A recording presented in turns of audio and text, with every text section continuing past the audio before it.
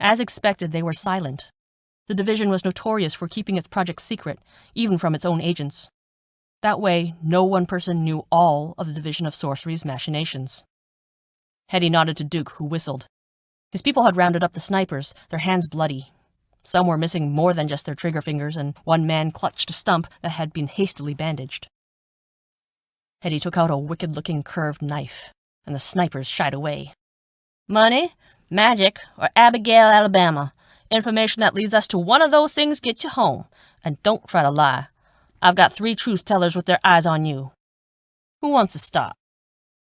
The gang shifted restlessly beneath the scorching sun. Hettie sighed.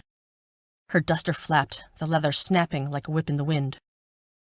Captain Crenshaw gasped as a tiny cut, deep and small like a snake bite, opened up along the side of his neck. Another appeared across his forehead.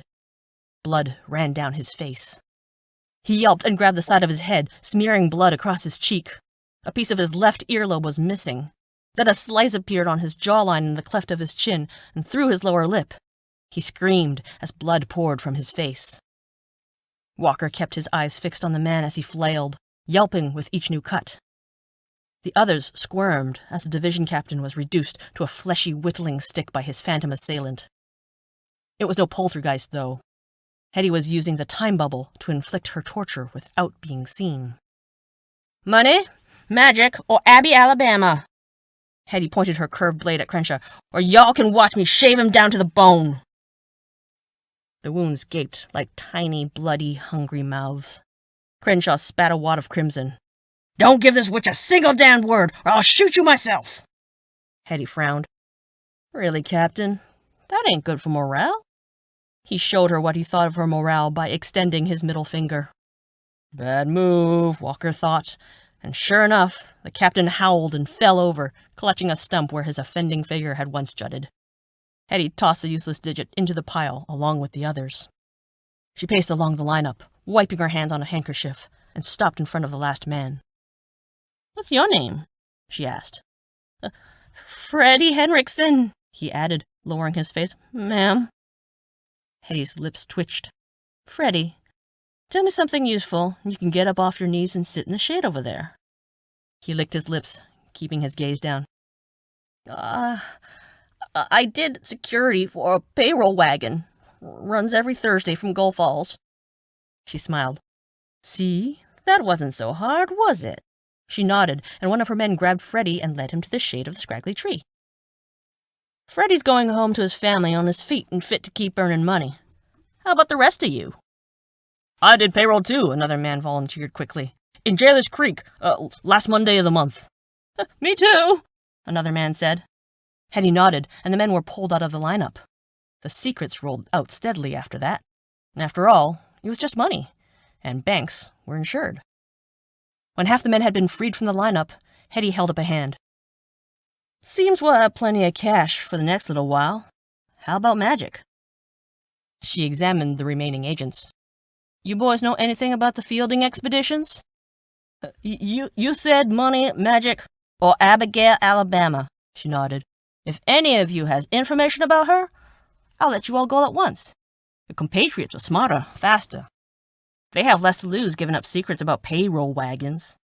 She flashed her teeth in a humorless smile. Tips on magic or Abby?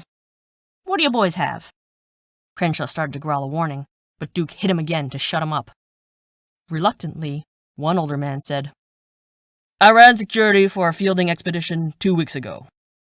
Uxbridge, you shut your mouth! He looked the captain in the eye. Ain't worth our lives, Captain. I've got 3 girls to feed. Hettie seized on the information. Where'd the engine go? Did a short route through Kansas. Went to 5 towns before we drove the engine and the canister to Junesfield. They were put on a train and transported away. Where does it go from there? Oh, they don't tell us that. Hettie checked with Lena, who nodded her assessment. He wasn't lying. How many other fielding expeditions met you in Junesfield? Walker prompted. Haven't I given you enough? The division man asked irately. When Hettie's eyes bore into his, he sighed. 7, as far as I could count. Thank you, Mr. Uxbridge. Your information has earned you your freedom. He was taken out of the lineup, and she addressed the remaining men. If any of you can tell me anything about where the canisters are being banked, you can all go free right now. I'll even give you your boots back."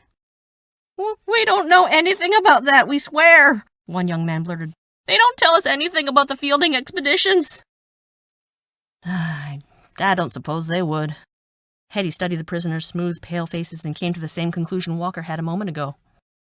All you greenhorns are too young to be on the expeditions. The division's only assigning veterans and elite agents to those details. Ain't that right, Uxbridge? The older man stared resolutely at the ground as the young agents peered at him. Hettie raised her voice so they could all hear her. "Did you know they're forcing gifted to bank their magic? That they're stealing powers from the old and young alike?" The cold, hard anger pressed into them like the barrel of a gun. "Did you know they're draining them dry?" "That's League propaganda!" Captain Crenshaw barked. "Those rogue sorcerers are terrorists, bent on destabilizing gifted and mundane unity. Whereas you're all upstanding citizens dedicated to, what? Taking magic from your fellow men? Ripping children from their families to stock your ranks?" Hettie's death glare panned over the division men, many of whom were young enough to have gone through exactly that, even if the experience had been wiped from their memories. "Mr. Uxbridge," Hettie addressed the older division agent, "tell us the truth. Did anyone come forward willingly to bank their gift?" The man lowered his chin. "The League of Sorcerers has been telling the truth, hasn't it? The division's been rounding up all the gifted. They hold them down where they're kicking and screaming, put those clamps on and drain them dry. They'll kill anyone who tries to fight back." "Lies!" Crenshaw howled. The men stared, appalled. Uxbridge? Walker knew by the slight compression in the air that the truth-tellers were applying a subtle spell on the division agent. Even though Walker no longer had his stepfather's borrowed magic, he could still sense when spells were being used. Uxbridge's face grew red, and he scratched at his neck. The flesh cinched in an invisible vise, and the man spluttered and fell to his knees. "Shit! Undo that silent spell!" Walker shouted. Lena leaped from the saddle and slipped a rope around the man's neck, speaking an incantation. Uxbridge continued to struggle. "It's binding!" she yelled, and the two other truth-tellers joined her, placing their hands over the man's shoulders, chanting in tandem. Uxbridge jerked. His lips turned blue despite the sorcerer's efforts. He thrashed, scrabbling at his throat as the binding spell silenced him forever. When he stopped twitching, Captain Crenshaw growled, "Traitor deserved it!" A sick feeling swamped Walker, and he glanced over at Hettie. Her eyes were wide, unblinking, and cold. Slowly, she turned toward the captain. "Not every division enforcer gets a binding spell put on him." She pointed at the man's shield, the badge that indicated his rank. "What'd he do to earn it?" The truth-tellers turned to face the captain, whispering their spell in unison, the sound like the shushing of a creek wearing down a river stone. "Had an attack of conscience," Crenshaw blurted. "The little ones cried too much for his soft heart to take. They had to put the binder on him to keep him from telling the world what was happening." He glared. "Good riddance to him, I say. A dim can like him was just taking up space. It'll happen to the rest of us, too, if any more of you decide to turn traitor." "Uxbridge was a 15-year vet," one of the freed soldiers said. "He did deserve a binder." "But he ain't no dim can," another snarled. "He was a good man. Decent, modest. He didn't flash his power around like you do." Captain seemed to realize what was happening. "You idiots! Uxbridge is dead because of that witch. She geised you all to turn against me." "I'm mundane," Hettie replied evenly. "You know that. Your men know that. The only reason you keep calling me a witch is because you have a small vocabulary and very little imagination." She conjured Diablo. "Truth is, there's no word for what I am, except disappointed." She raised the mage gun. Walker's grip tightened over the reins on his sidearm. "You got anything you want to tell me before you meet your maker?" "Go to hell," he spat. She shrugged. "Been there twice already." She pulled the trigger. The captain shrieked as Diablo's fire engulfed him in a brilliant blaze of green. The flames swirled and swallowed him up, then disappeared, leaving only a greasy smudge on the ground. A sickly, greenish glow enveloped Hettie. She set her teeth as the mage gun drank down a year of her life in one long draw. It used to be that she'd scream, long and loud, the kind of cry that tore a man's soul apart. But these days, it was as if all she had was a little cramp. She huffed as Diablo released her, and she straightened, rolling her shoulders back. Dark shadows hung beneath her hollowed eyes, giving her the look of a skull. "The rest of you are free to go," she said to the division men. "There's been enough death today." She withdrew a pouch of coins and went to Cade, the second in command. "You'll deliver this to Mr. Uxbridge's widows and daughters, along with my deepest regrets and apologies." Cade was still staring wide-eyed at the spot where his captain had been. He fumbled the sack of coins, seeming surprised at the weight. She looked over the division men. "Remember what happened here today. The division isn't your friend.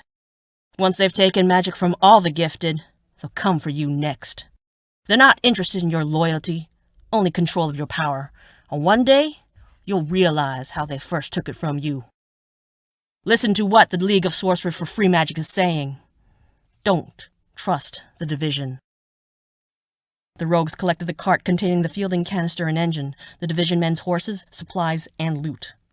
Hettie mounted her own stalwart mare, then flicked her gaze toward Walker. "Let's ride!" he shouted. The Blackthorn rogues galloped out on a wave of thunder and dust. This is the end of Chapter 2 of The Legend of Diablo by V.S. McGrath. For more adventures, visit www.devilsrevolver.com. You can find all 4 volumes of the Devil's Revolver series wherever you buy fine books and ebooks. Thank you.